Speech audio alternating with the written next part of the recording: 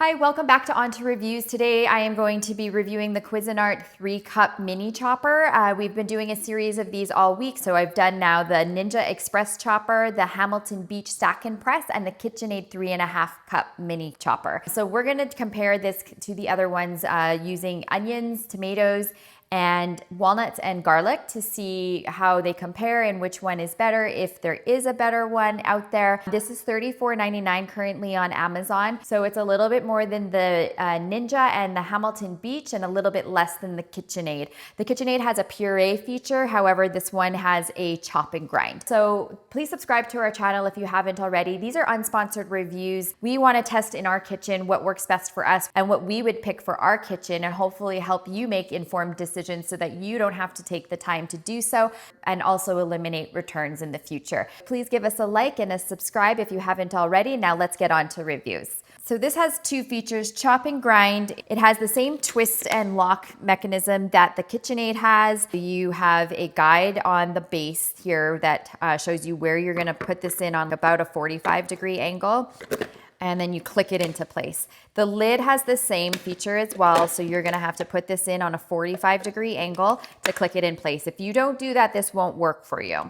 It's a single blade, whereas the Ninja Chopper has the double blade. I'm still working through these to see if a double blade is even necessary. The setup of this is easy, like they all are. These are small and compact. This 3-cup capacity is just for small kitchen jobs to make your life simpler with less chopping in the kitchen. So this one seems to be easier to clean than the KitchenAid. It doesn't have that little lip that I spoke about in the last video. So already I'm liking that. So simple cleanup here as well. You can take this off, clean it, and then the base here is pretty streamlined as well. So no concerns there in terms of cleanability. Tomatoes first. Okay, let's do chop.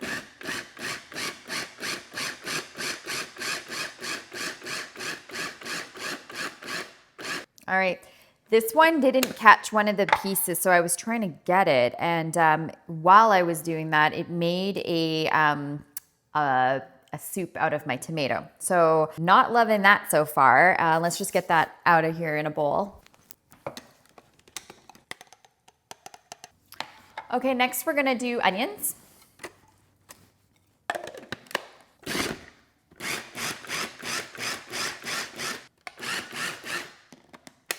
All right, so interesting. It did a really good job for the onions. It's more of like a dice consistency, and I don't see any larger pieces so far. Let's check that out.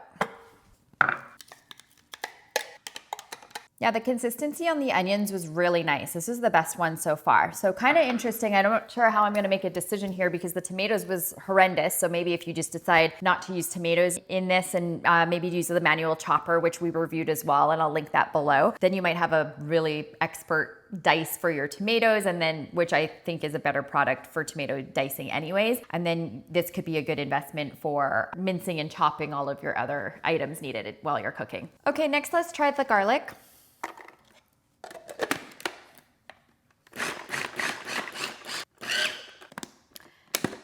All right, the garlic is chunky and it didn't really grab the pieces very well. So the KitchenAid was better in that regard. So far the onions is what's winning, but garlic and tomato, not so great.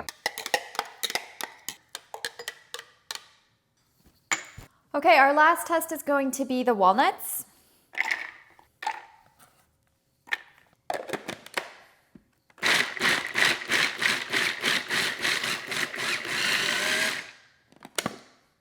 This did a good job, a little bit more powdery, but overall consistent. The Cuisinart did well with the onions and it did well with the walnuts. The consistency and control is not as good. If you want a mid-level price point, this works well. But we're gonna check out the grind feature to see, because this is extra, this is what none of the other ones have, and see if this is something that would be useful to you, so you can make an informed decision in terms of which mini food chopper would work best for you in your kitchen. Okay, so for the last test on the Cuisinart Food Chopper, it has the grind feature. So the other ones don't have that, and I wanted to see if there was anything worth investing in due to this and whether it would be useful for you or not. So let's grind some peppercorns and see how well this works.